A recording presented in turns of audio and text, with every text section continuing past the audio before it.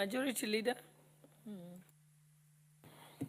Thank you, Honorable Speaker. Honorable Speaker, first let me thank the member for raising this issue, because it is indeed a matter of great concern, not just to the people of his constituency, but to all Kenyans, because as the Speaker said, when one Kenyan or one part of Kenya is afflicted by drought, we all are, and this is a natural phenomenon, Honorable Speaker, that we must use all concerted effort that we can use to alleviate human suffering for those people who are affected in one way or the other by this drought. Honorable Speaker, when we speak about climate change, people think it's just a lot of English. But climate change is real, and the effects of this climate change are here with us, and probably is a challenge to us as policymakers and as lawmakers that even in a house like this that is a budget-making house, as we prepare for our budget, to make sure that we budget in a way that we also anticipate such occurrences as drought, floods, because now some parts of the country, Nairobi and environs, we've started experiencing a bit of rains. And you never know how it's going to go, because unlike in the past when it was predictable that this is a rainy season, in the past, February would never have been a rainy month. Now it's raining in Nairobi and parts of our highlands. In the same spirit, you never know. Probably when we expect the rains and farmers have planted, they don't get the rains. And that is why it's important. And I want to agree with the member of Kajiado North, the Honorable Ngogoyo, when he says that as we budget, we must ensure that we have planned in a way that we do not continue to depend on rain-fed agriculture, that we have dams in the northern parts of Kenya. And that is the reason why I want to invite the Honorable Member for Kajiado North and others in this House. We are in the process of doing public participation now on the National Infrastructure Fund. That is a fund, Honorable Ngogoyo, that will transform in a big way how you do budgeting for such capital-intensive projects. Because building the dams that you need to make sure that we are food secure in this country is not something you'll be able to do from your taxes, from your tax revenue. It is not something you'll be able to borrow to do without injuring future generations. That is why I want to plead with all of us, and I'm not just addressing the member for Kajiado North, that politics aside, let us focus on doing what is right and good for this country. Politics aside. Because today, out of politics, you will hear very many people pontificate now about, oh, there is drought ravaging the northern part of Kenya. Where the other day, they were demonizing the same people from northern Kenya. Even saying they should not attend schools in my constituency, like the Alliance High School. The same people. The same people. Not knowing that the Alliance High School and other national schools have been built by Kenyans from all parts of this country. And I dare tell those Minyo people that our national schools were not built from CDF, NGCDF. I was born and brought up in my Ihe village, Gikambura, the village that hosts the Alliance High School.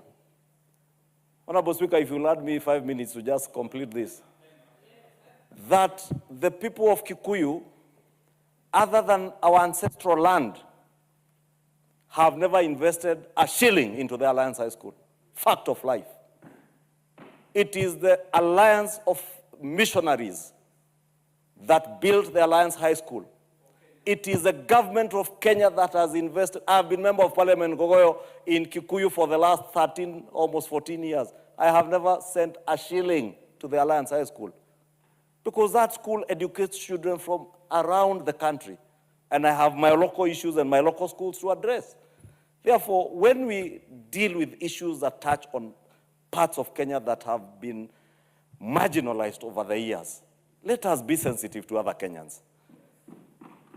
Let us not politicize everything, including the National Infrastructure Fund. Because it is cheap politics to just dismiss things for the sake of dismissing. Some of those who are dismissing... Just let him finish, please. You know, Honorable Speaker, you need to advise this member for Ngogoyo, the member for Kajiado North. He's saying time up. You are not the Speaker. And if that's the way you used to behave in the Kajiado County Assembly, you are in the National Assembly now. Behave like someone in the National Assembly. Honorable Speaker. Honorable Ngogoyo, you're out of order. Yes. Honorable Speaker, when the National Infrastructure Fund, I'm saying some of those people you hear pontificating out there, they were with us in the campaign. I know some of them didn't have the temerity to read and conceptualize what we were selling to the people of Kenya during the campaign because they said it was too complicated for them. Because on page 10 of the UDA and Kenya Kwanza manifesto, we said we shall establish a national infrastructure bank and a fund that we will mobilize resources from the privatization of state-owned corporations to be able to invest in such capital-intensive projects as the building of dams that the member for Kajiado North speaks about in Mandera, in Garissa, in Kajiado, in Deia, in Gikuyu, in Gatuanyaga, in Thika, or even in parts of Mukurweini, where they also drive areas, semi-arid areas that need, and Kieni, and many other parts of this country. Therefore, Honorable Speaker, we must appreciate where we are. And even as we appreciate where we are, we must think about the future, putting politics aside. And that is why I'm inviting all of us to put politics aside and focus on what is good for this country. In the short term, you may do your politics and imagine you're exciting people, telling them all the manner of nonsense and pitting one community against the other, but it will end up in premium tiers, I will tell you. Just like the debate for shares and who holds what shares in government ended up in super premium tiers. This one also will end in super premium tiers and regret if you continue along that trajectory.